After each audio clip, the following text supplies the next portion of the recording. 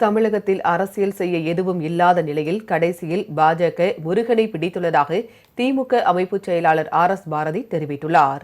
முன்னாள் முதலமைச்சர் கருணாநிதியின் 102வது பிறந்த நாளை முன்னிட்டு திருவொற்றியூரில் நடைபெற்ற நலத்திட்ட உதவிகள் வழங்கும் விழாவில் 500 மீனவ பெண்களுக்கு அன்னக்கூடை மற்றும் சேலை உள்ளிட்டவை வழங்கப்பட்டன.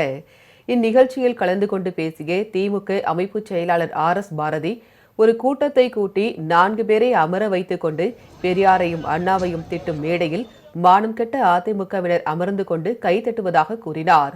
அதிமுக பாஜக காலில் விழுவதாகவும் அனைத்தையும் தட்டி பார்த்துவிட்டு எதுவும் நடைபெறவில்லை என்றதும் கடைசியில் முருகனை பிடித்து வந்துள்ளதாகவும் தெரிவித்தார்.